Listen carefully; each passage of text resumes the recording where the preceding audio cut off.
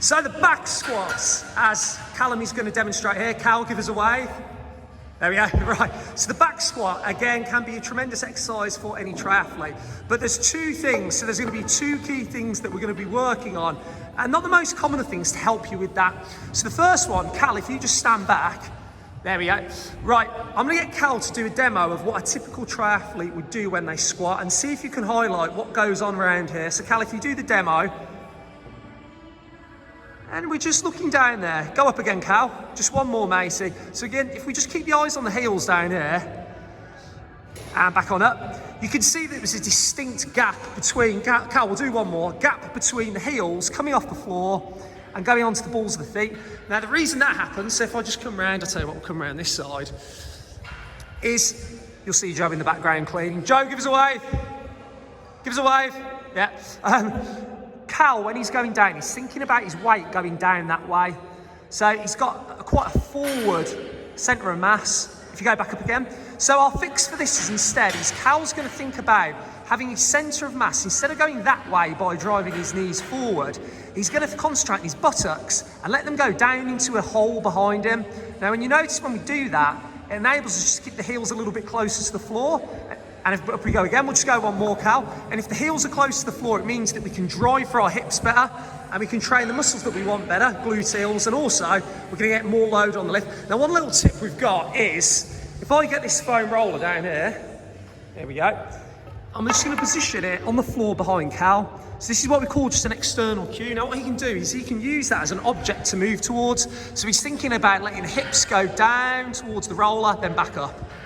Now, our second and final tip with this one is to do with, wait there, Cal, go back, is creating space. So when he goes down, what we often do is we talk about creating a hole, so sitting into the hole. One nice way to be able to do that is by driving the knees apart. So if we just quickly come around here, as he descends, if both of his knees is driving that way and that way, it creates a bigger hole and it's easier for you to feel the sense of sitting into it. So his centre of mass goes to the roller, he separates his knees to open up the hole for that depth, and he's up. The final one that we're going to look at is to do with how we rack the bar on the shoulders. So Cal's going to do an example of how most triathletes will rack the bar, and it's a reason why most of you get uncomfortable in sore necks. There we go. And it's also a reason why you want to have kind of pads on there.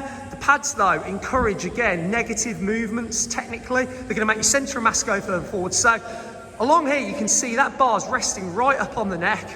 That's going to be sore and uncomfortable. It's going to be unstable. So all Cal's going to do now is he's going to let that bar go into a different position. And that position is just a tiny bit lower, and it sits along his shoulder blades. So if he goes on here, good. So his shoulder blades, the top of his scapulars are there, and that bar's just sitting on it, almost just like something at the supermarket sitting on a shelf. Now, one really good tip with that is, which helps something else that we're going to show you, if you look at his elbows here and here, he's not lifting the elbows up. So Cal, if you let the elbows go up, the elbows going up kind of pushes the bar out of position and it makes it loose. Now Cal, if you fasten those elbows into your torso a bit, so now with this elbow and this elbow fastened into his torso, it anchors the bar in place. Now what this helps with is, Cal, I want you to do a bad example where you lose the anchor and you just roll at the back. So if Cal hasn't got that anchor, what will tend to happen is, you can see his chest, how it drops, and his lower back rounds, so if he goes back up again. However, if he anchors that bar on the shoulder blades, as we've discussed, look at the difference now. Down he goes. Back there, Cal. Now look at that. The chest stays up, the torso stays in line, his lower back stays neutral and safe. That's a cracking position to squat from. Up we go. There we go. So rack on in, Cal. There you go. Give us a thumbs up, mate. Craig, thumbs up. See, it's a proper gym. We do cleaning here as well. So I'm going to turn it back around. There we go.